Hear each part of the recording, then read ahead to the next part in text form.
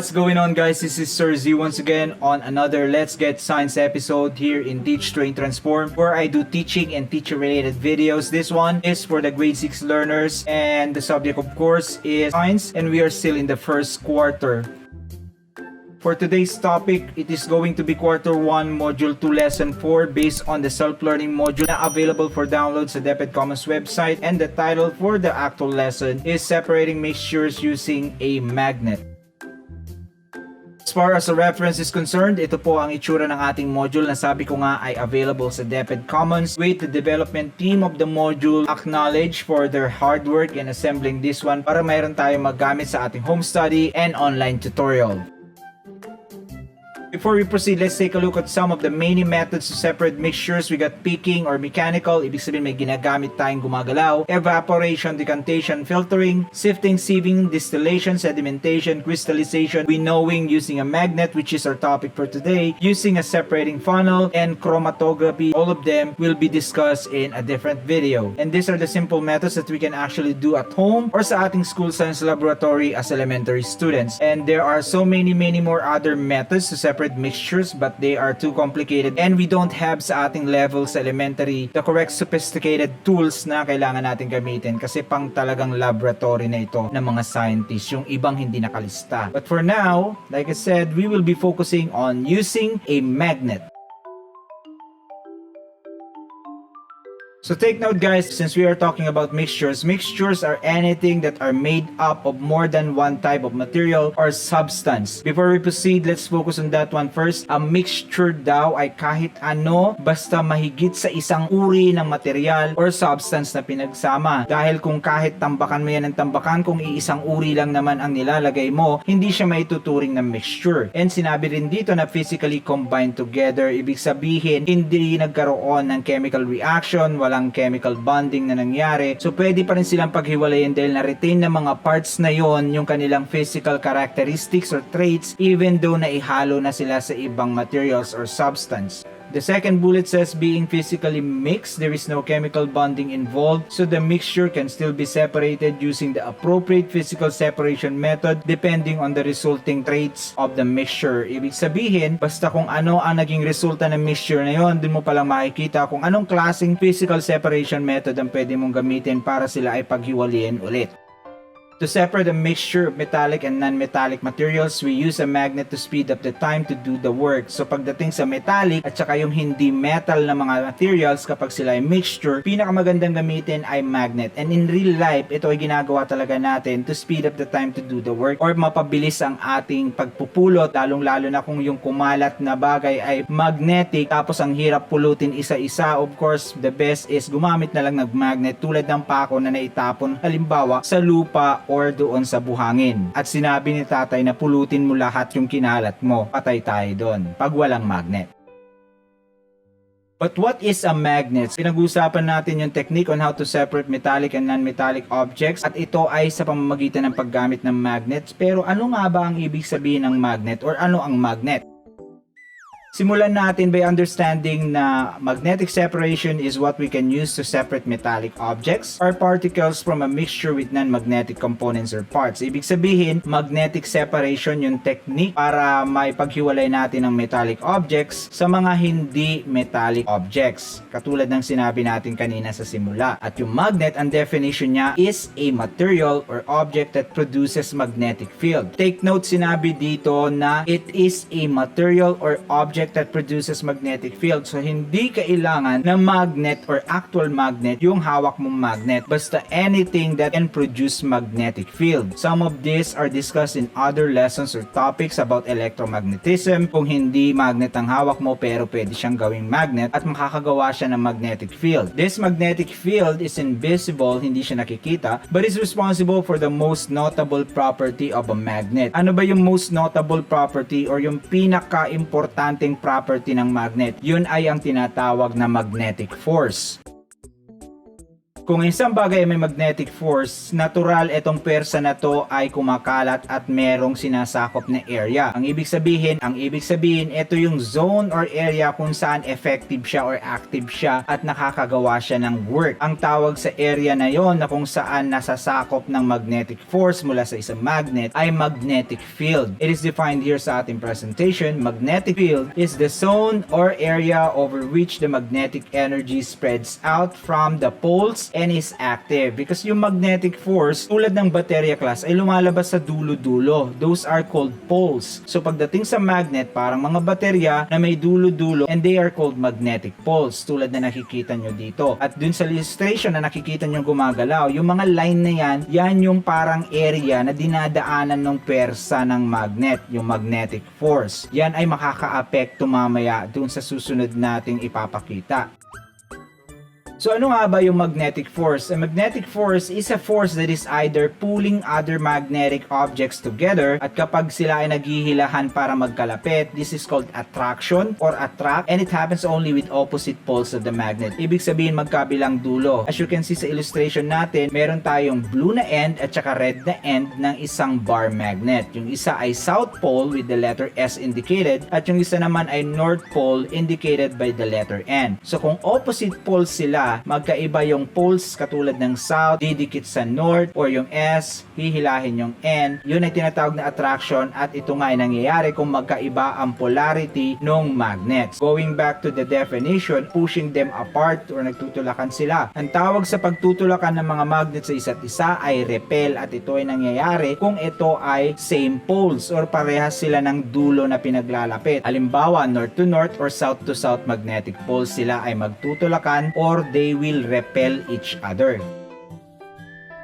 Pero ang tanong, bakit ba ang magnet ay nakaka-attract lang ng metal at hindi non-metallic objects?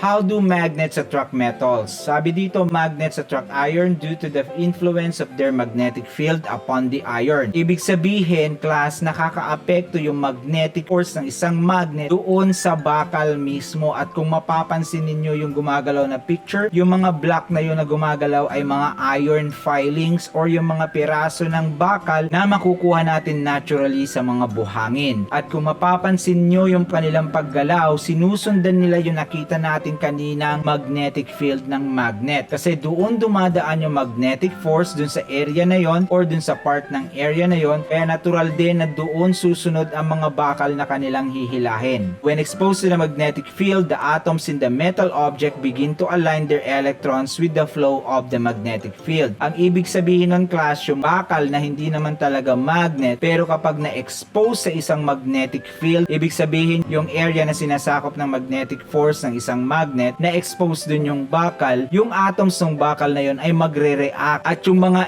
electrons doon sa loob ng atom ng bakal ay mag-a-align or parang pipila, susundan yung guhit kung saan dumadaloy sa magnetic field yung magnetic force mula sa magnet, which make the iron magnetized or becoming a temporary magnet as well. Dahil nga doon na sumunod ang mga electrons ng bakal doon sa flow ng magnetic force along the magnetic field o yung guhit kung saan dumadalo yung magnetic energy ng isang magnet, ay nagmimistulang parang magnet na rin sila. Kaya tulad ng isang regular na magnet, nahihila na rin sila nung actual na magnet dahil sila ay temporarily naging magnet din dahil sa alignment ng kanilang electrons at dahil sa reaction ng mga atom sa loob ng bakal na hindi magnet at pagsunod ng electrons sa daloy ng magnetic field ng magnet. Now we know how metals get attracted to magnets, and that is because nagiging pansamantalang magnet din sila dahil yung mga electrons nga nila ay parang sumusunod kumbaga dun sa daloy ng magnetic energy along the magnetic field. At tulad sa isang magnet, nahihila na rin sila ng actual na magnet. Now that we know what a magnet is, how it works, what is magnetic field and magnetic energy, as well as magnetic force, and alam na rin natin or nagkaroon na rin tayo ng idea kung bakit ang bakal na hindi magnet ay nagmimistulang magnet kapag na-expose sa magnetic energy. Let us now practice what we have learned.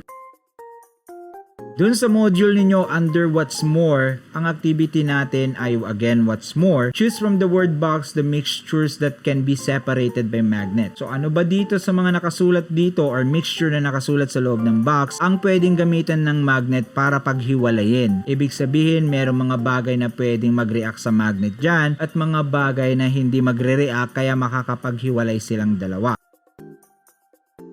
Alright class, we have a timer. This one is set for 60 seconds or 1 minute para sa inyong mga teachers who would like to use this PowerPoint presentation on your actual real-time discussion. But to save time for this video tutorial, I'm just going to run this for about 15 seconds. Timer starts now. Let the answering begin.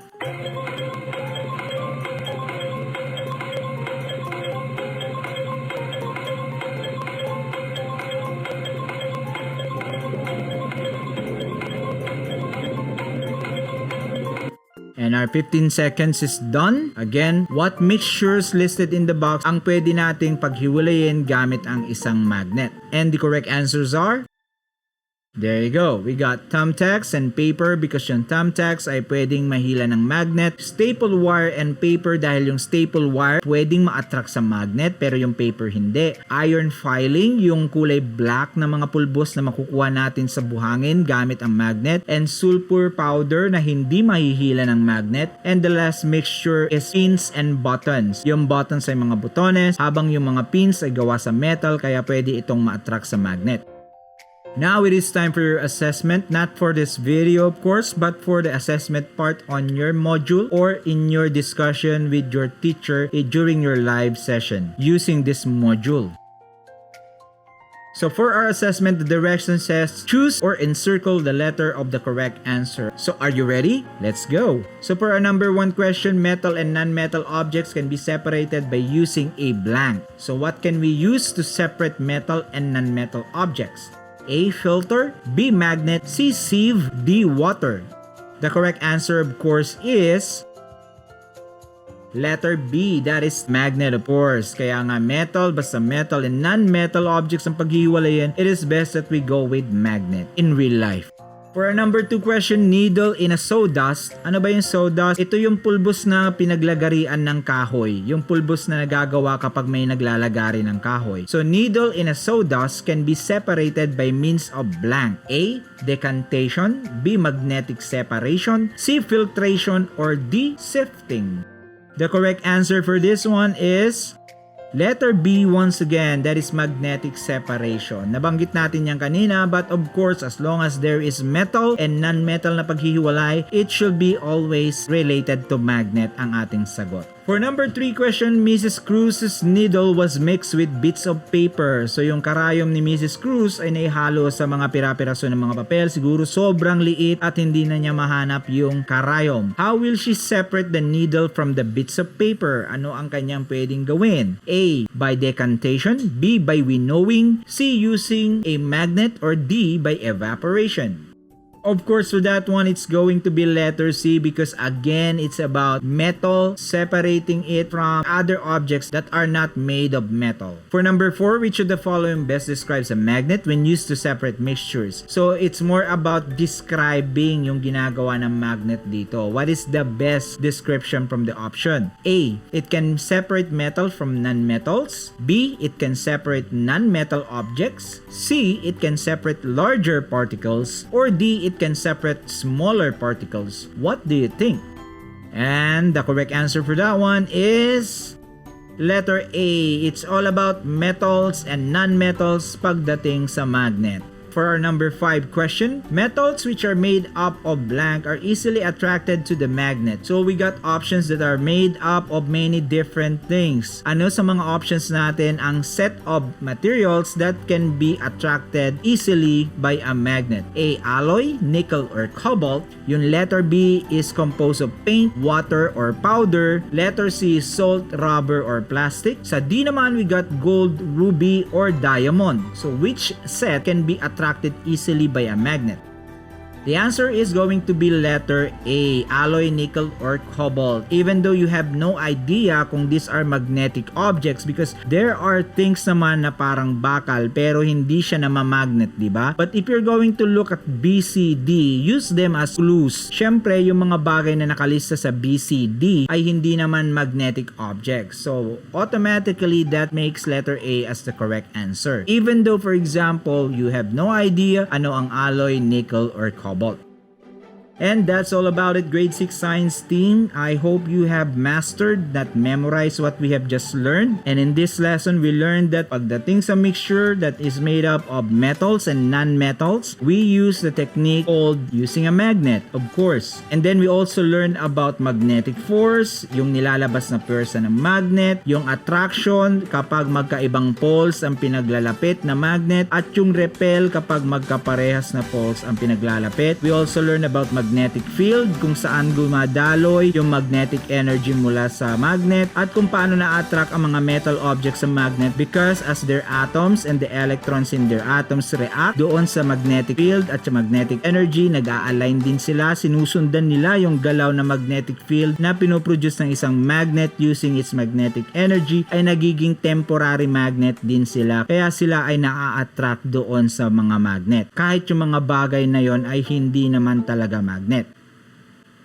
So as I always say, give your best class, master, don't memorize. Huwag nagme-memorize sa mga pinag-aaralan dahil eventually makakalimutan mo rin ang minemorize mo. But if you master it, ibig sabihin you absorb it at naintindihan mo talaga na kahit tumanda na tayo ay maalala pa rin natin ang ating mga naranasan at mai-share natin ito sa iba. Give your best. Nobody's perfect, but it is possible to be the best above everyone else. And you can do that. So for the meantime, class, that is all for now for everything grade 6 science about magnet. This is Sir Z and I thank you for your time. I appreciate and have fun with you. I do hope that you never forget to hit that like button and subscribe so that makakasama ko pa rin kayo sa next discussion ko, and hopefully ay makatulong ako sa inyong pag-aaral. Once again, this is Sir Z from Let's Get Science with Sir Z episode under Teach, Train, Transform. See you again in the next video. Stay safe everyone, and for the meantime, class dismissed.